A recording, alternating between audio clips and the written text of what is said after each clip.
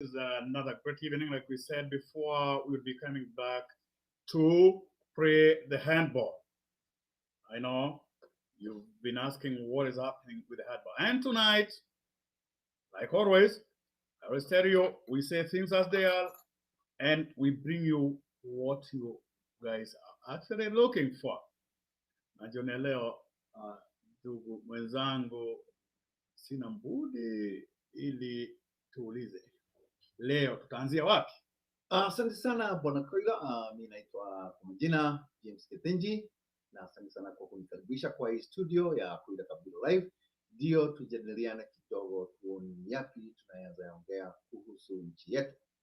Na asante sana ndugu yangu, leo tutakuwa tunaangazia mambo yanayoendelea nchini Kenya, na hasa najua mimi kama Kashrogulu ama mtu anaamini mambo sana ya utamaduni ambaye huchunguza mambo sana, ndugu zetu wa Kalenjin kama Wakikuyu na wengineo wanaamini sana katika mila zao, na iwapo jambo latokea huwa tunaulizwa haya maneno yatakuwaje, yataendaje? Na it is in that context that tonight we shall be looking at there's a marriage that is happening between the daughter of the Deputy President of Kenya, His Excellency Dr. William Samoei Ruto, and a Nigerian. Na kabla tufanye hivyo, wacha tusikie wimbo ile ndugu zetu huwa wanaimba katika mambo zao Kalenjin. Bye bye.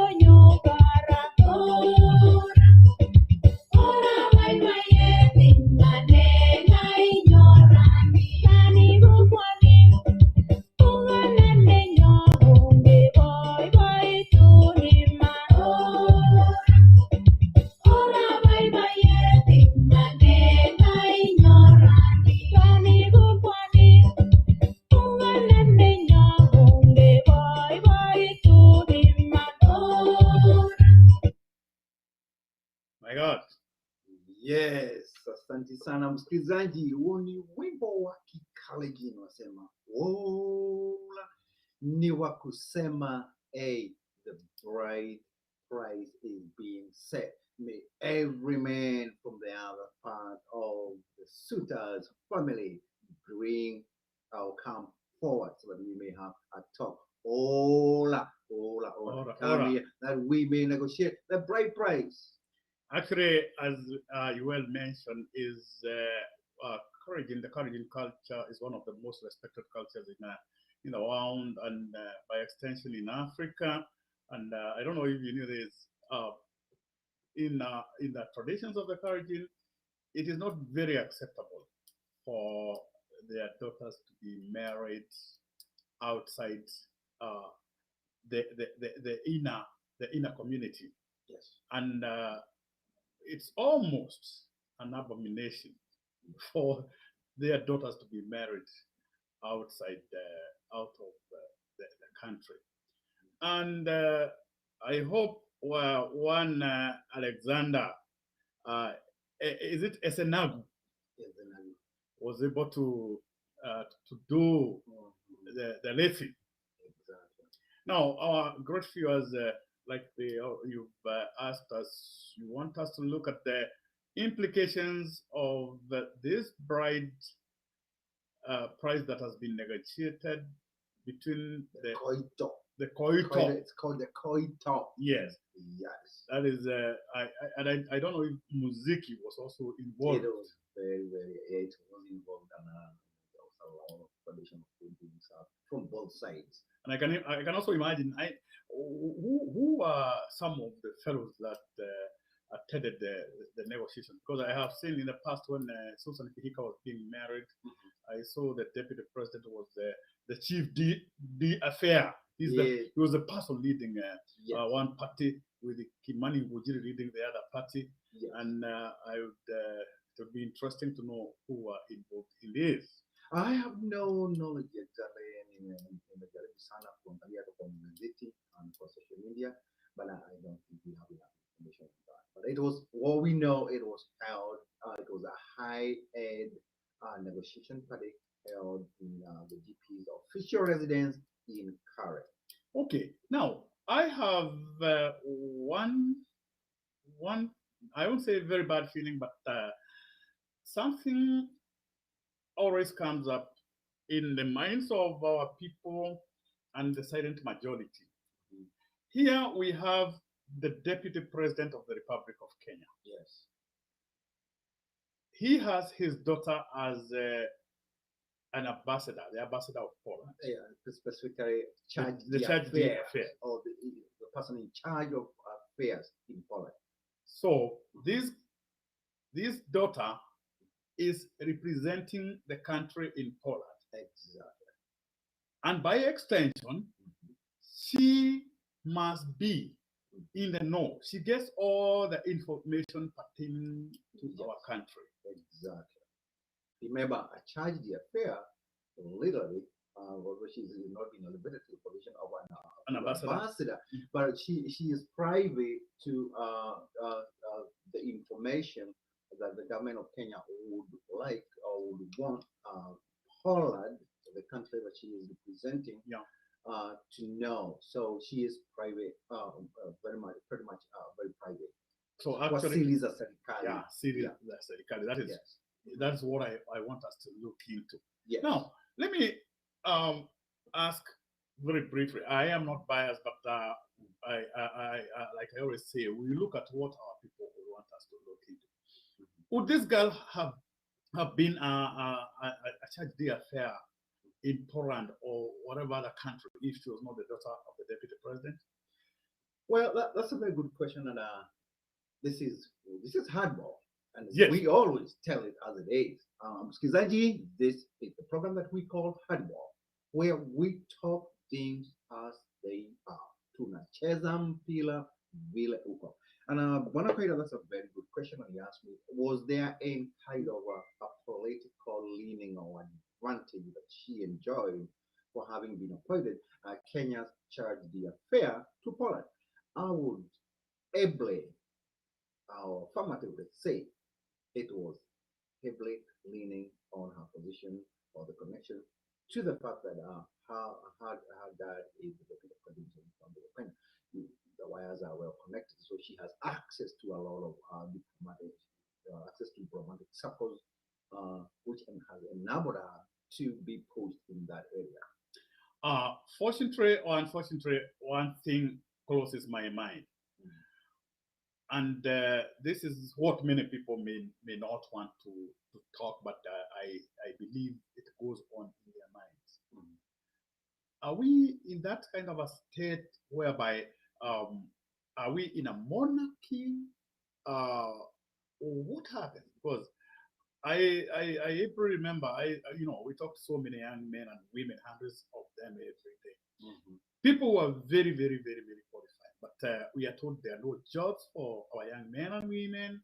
people have been tarmacking the tarmac here every Japokuwa time. wamesoma kabisa Hata kabisa. kama ukuwe umesoma wapi, ni lazima ukuwe na hizo connections. Exactly.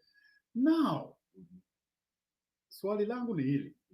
Tumefikia huu msichana akakuwa sasa ameombwa sijui ni mkono wa harusi.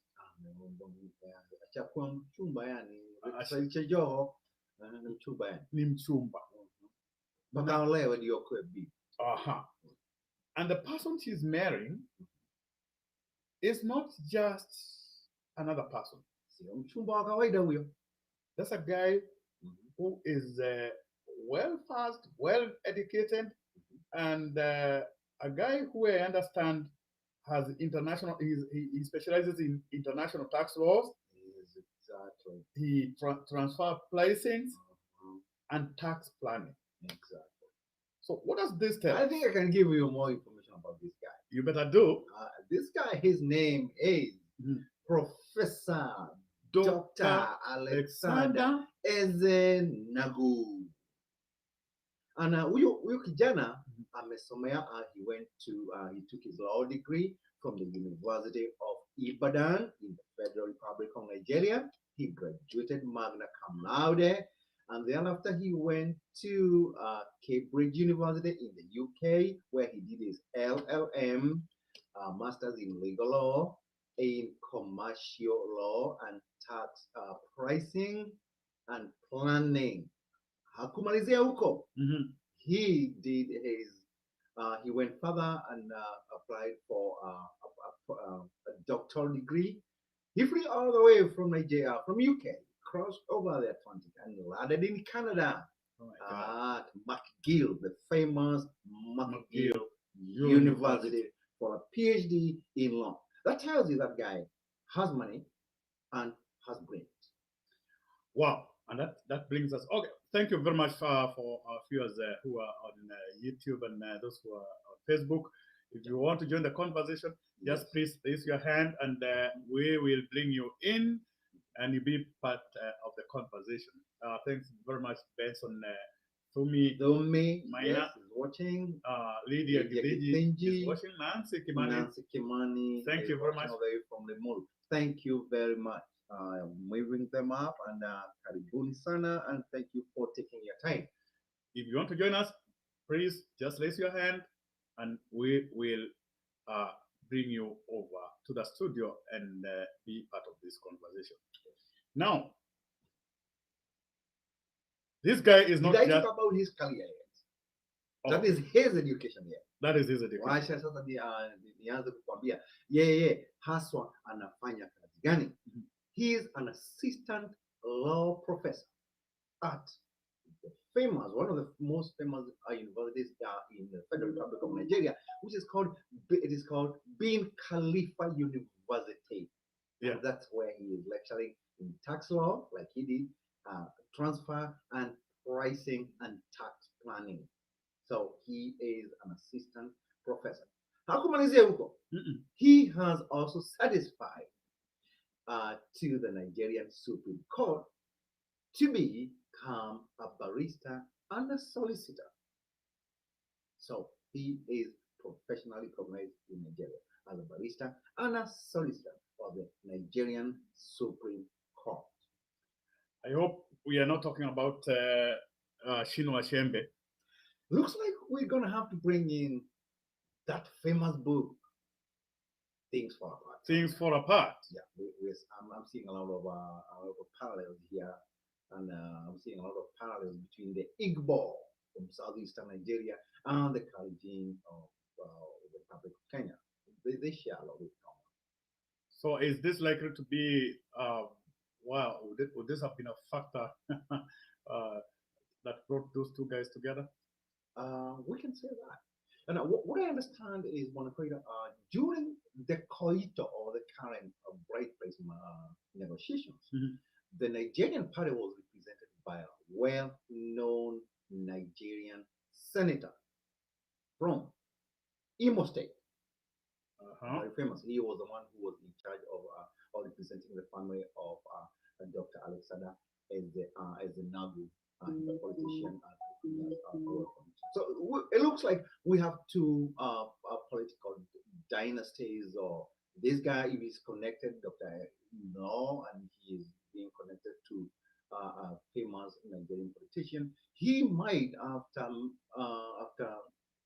probably lecturing, join Nigerian politics. Which is not only quite possible, but I believe he could be part of the political heritage of, Exactly. of that nation. Yes. Now, we have this question that has been sent to me so many times. Yes.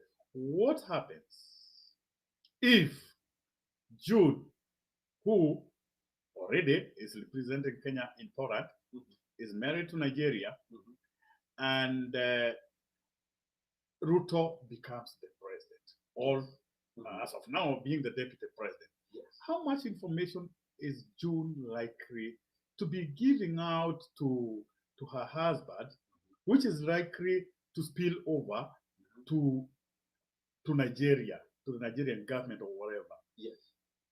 There's a very high probability. Like I said, this guy is into law, and he has a very an exemplary legal career. And I can bet on anything, but that this guy, after lecturing for some more years, he is gonna finally venture into politics, and possibly he has good connections and might be in government.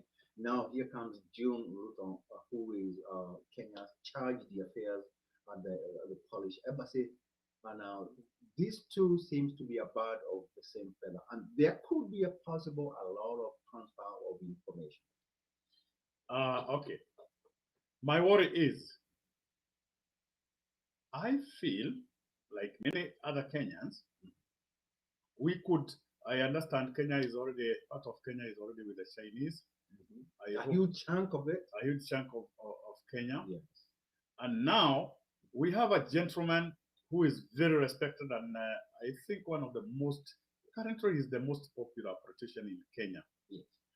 A man who would shoulder the responsibility of taking Kenya to the next level and taking care of our country. Yes. And there's so much that happens in the government, as we understand. And like they say, the chief's daughter is also a chief. And here we have his daughter. Yes. Who gets information about what is happening in Kenya? Would there be a possibility that we would be transferring power to a foreign country in such a scenario? We can say we have political marital transfer of power, or power being there, transferred from one state to another indirectly, because power comes through information, and then you mix that in marriage.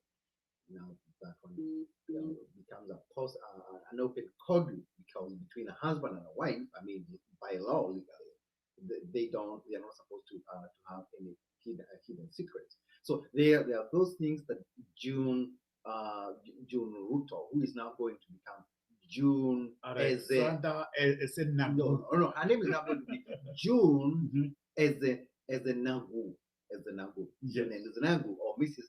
June as a Nagu will have a lot of private information that she'll be able to transfer to her husband, because once you get married, now there are no more secrets. So that will give probably we can say that Nigeria will have an advantage over Kenya's diplomatic affairs.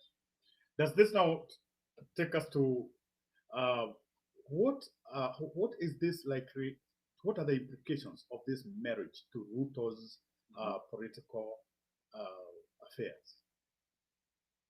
I think it can go both ways, but I'm going to be optimistic in this case, because when two nations exchange marital interactions, like in this case, there's about to be a lot of bilateral advantages, because technically two nations are now in house, and it is going to bring Nigeria, the Nigerian government, closer to, by virtue of the fact that we have in the event that we will become the president, and in the event this guy, the doctor is now get ventures into Nigerian politics, in which case he has very high odds of winning, if he can venture into politics. So this will bring the country diplomatically closer.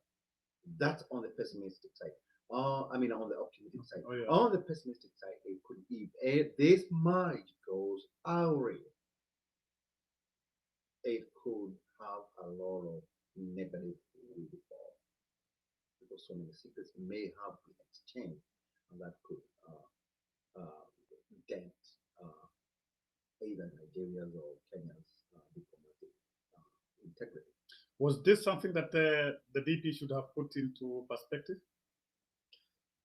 I don't think he has any jurisdiction over who his daughter being of age. She's already 18. That's kind of choice. And that is something I can say is totally beyond his control. How do you think Kenyans are reacting to this?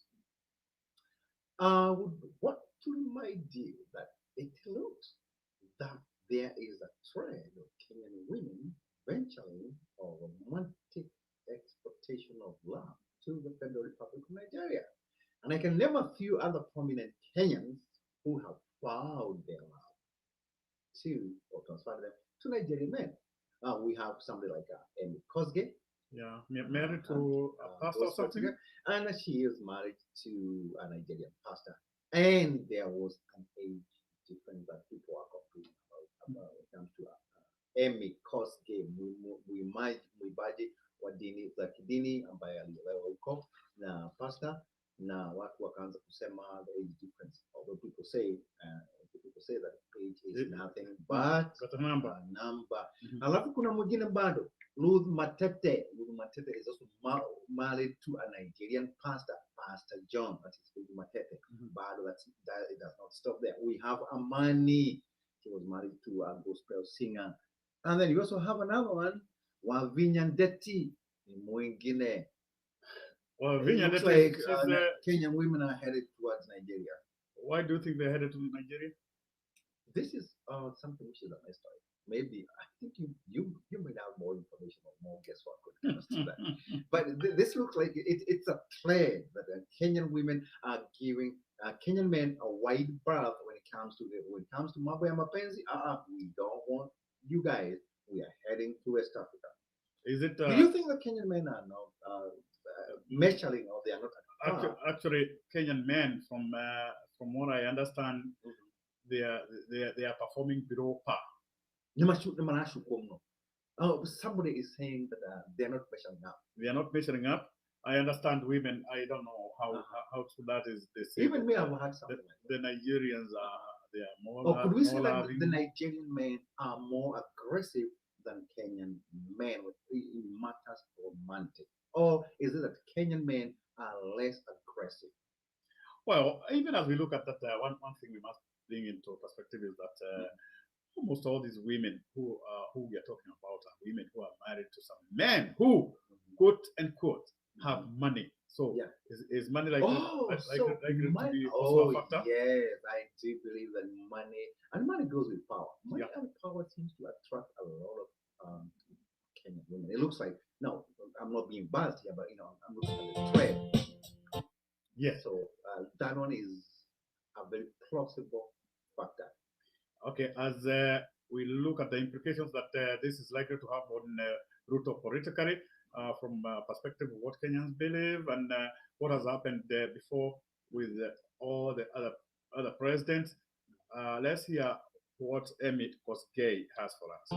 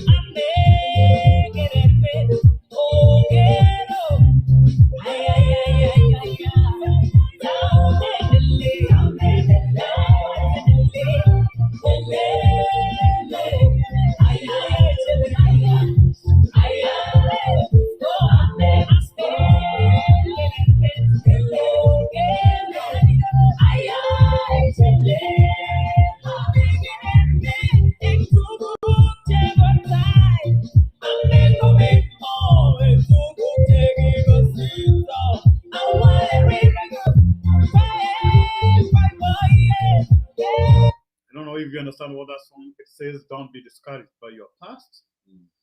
because that is what I mean. Stating as a one has a past, and most probably there are guys who will overlook that past. Now, James, I have discussing that many people want us to look into. They want us to interrogate what the implications of this marriage means to Ruto and his political ambitions. Well, one thing I must mention is that from the history that we had the first president, Jomo Kenyatta, as the president, and I think he was almost very careful of who marries where. Exactly. Na kama vile Swahili husema mtoto mleavyo ndivyo akuavyo, Fabio. and I don't think any of Mzee's children ever went out of their mother country. And you remember what Mzee used to say.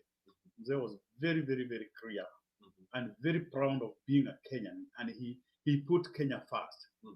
And like the late Pombe Magufuli or the late Mwalimu Julius Nyerere, they believed in internalizing matters in the country, not in the communities or something like that, because that was very important. And we had Moi, who was actually encouraging like Ruto, and Moi was equally very, very, very, very, very careful. We didn't hear any of his daughters getting married outside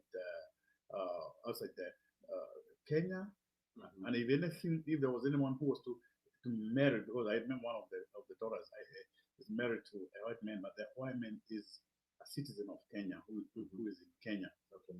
In came the most respected president in Africa, President Mwai Kibaki. Kibaki is that kind of who actually I don't think would even have would have wanted to have anything to do with outsiders, because he believed in keeping the political secrets of our country in the country. And he should serve and protect That the Constitution. yes. Actually, that is where I'm coming to, because the president swears that allegiance. We have Uhuru Muigai Kenyatta, who he has two sons and a daughter, and I believe they are married amongst our people. So now this is likely to have a lot of political implications on Ruto. One, the country is ruled from State House. Yes. And as I understand, that house on the mountain is very important. Yes. And whoever is there, before you become the president, there are so many things that happen behind curtains. Yes. And I am not very sure Ruto will, the chances that he had, I was one person who was almost believing that Ruto is likely to become the next president. Though, going by the way things are as of now, things are changing so fast. And he's say one day in politics a very long time. Yeah, a very long time. And just when we were about to start saying, okay, fine, there could be people, because when this marriage started going down, people were like, okay, we will stand with him. But now, out of the bruise, something comes that is really of national importance. Yes. I'm not very sure they are not to him. Maybe, like you say, he may not have much control over what happens to his children or what they do. But now the truth is, it might have a lot of political implications. Yes. And one thing brings us now down to the political career of Honorable Ruto. Just a few months ago, we believed he was the most popular person. We almost believed he could do anything, he could achieve anything. But going by what has been happening recently, after the handshake, he got a lot of people really believed in him. He said, okay, I have been shortchanged, I have not been informed, I have not been doing one. And they always told us they have numbers, the so-called the tanga. Yeah, the tanga. They say they have numbers, and we had a few by-elections here and there, yes, which actually did not go Ruto's way. Yeah. Now, a few days ago, we had both houses fought for the BBI. Exactly. And if you look at the numbers, they would be telling. Yeah. It's like I believe Parliament was 224 to 289. Yeah. Yes. Which is really worrying. They said, oh, we had 83 MPs or something, but I think it's not going down very well. It's not going down very well for Ruto and his men. And coming up here. And for your information, I think it was this morning that there was a very big fight in Muranga when Irongo Kangata and Didi Nyoro boys went out demonstrating, and they were countered by the pro-BBI young men, which would not have happened. Some kind of a militia. Yeah, which is really, really not what we have expected of Ruto. And I have a feeling, not wanting to be very hard on anyone, but since we are playing the hard ball, we must say things as they are. Yep. As it is believed, I think and I believe, Ruto, wherever you are, it's about time you tone down, get yourself, get your acts together, go to the president. Remember, like they say, the president sought to defend the constitution. The president sought to take care of the country. And the only thing that is likely to happen, though it might be a bit hard, I don't remember any deputy president, any vice president or deputy president in Kenya who went on to become the president on his first attempt or whatever. And Ruto had all the chances being the first deputy president and the way they started.